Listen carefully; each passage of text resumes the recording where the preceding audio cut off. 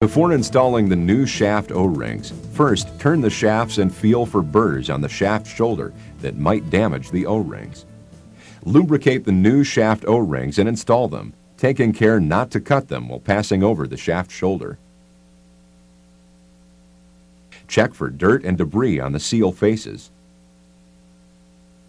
Install the seal seats, being sure to line up the drive flats on the rear faces with the drive flats on the shafts. Lubricate the inner seal O-rings and install them on each seal.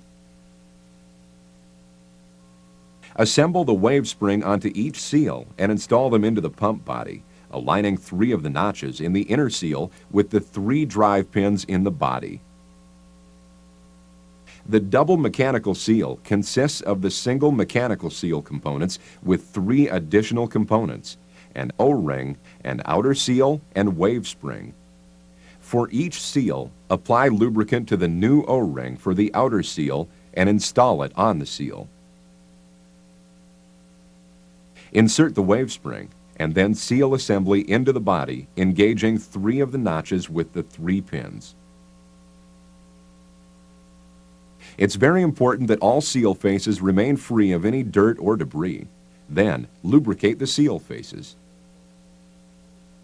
To attach the fluid head body to the gear case of the pump, locate and identify the 2 dowels on the inside of the body and match them up with the appropriate dowel holes on the gear case. The dowels are different in size, so you won't fasten the body upside down by mistake. Carefully place the body over the shafts and studs, being careful not to nick seal components or knock them out of place. Press the body against the housing, engaging the dowels. You don't have to force the body snug by hand and risk seal damage. Simply use the 2 body retaining cap screws and secure the body to the gear case. Install new rotor hub O-rings onto the grooves in the rotors. Lubricate all O-rings with a lubrication compound that is compatible with O-ring material and process fluids. Apply a food-grade anti-seize compound to the shafts and body studs. Lubricate and install new rotor nut O-rings onto each rotor nut. Lubricating the new O-rings makes sure they won't pucker when the nuts are tightened. Install Belleville washers in each rotor nut with the cone of the washer pointing towards the nut. Place retainer O-ring onto rotor nuts to retain washers. When you shake the rotor nut, you should hear the washer rattle. The proper orientation of the washer is critical to maintaining the torque value of the retaining nut. Assemble a rotor onto a shaft and align the shaft key and rotor keyway.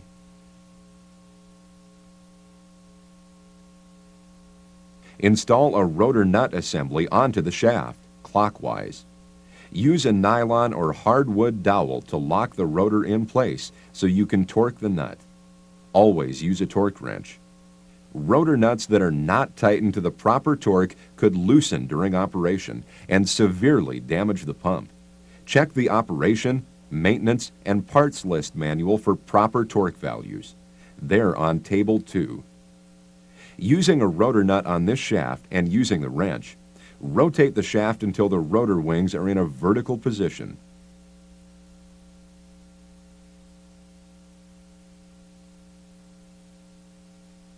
Install the second rotor and key. Install the other rotor nut assembly onto the shaft. Block the rotor with a dowel and torque it to spec. The rotor wings must be below the body face and can be felt with the fingers or thumb. You can also use a dial indicator or a straight edge and shims to compare front face clearances with table values. Install a new O-ring in the cover groove. It usually helps to stretch the O-ring if it doesn't fit freely into the groove. On the other hand, with PTFE encapsulated O-rings used in Calres fitted pumps, such as the Universal 2 paint pump, you have to take care not to overstretch them. When you remove a used PTFE encapsulated O-ring, take care not to use the standard O-ring removing tool. Just use air pressure to dislodge it. Replace it with a new PTFE encapsulated O-ring if necessary. Mount the cover on the studs and push it against the body, making sure the O-ring remains in the groove. As on the body, check the dowel pin hole size on the cover and match it with the appropriate dowel pin on the body. That's right, you can install a cover upside down by mistake too. Install the cover nuts on the studs and tighten with your wrench. Optional wing nuts can be tapped with a soft hammer. You can also use an Allen wrench to tighten the wing nuts.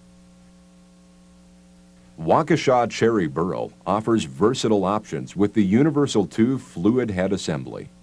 These include vented covers for pressure relief and jacketed covers to maintain product temperatures. CIP options including flat body profile for free draining capability and specially drilled CIP rotors and body. Flush taps for double mechanical seals and stainless steel gear cases. When you follow the procedures we've just covered, your Universal 2 Series pumps will provide long, trouble-free service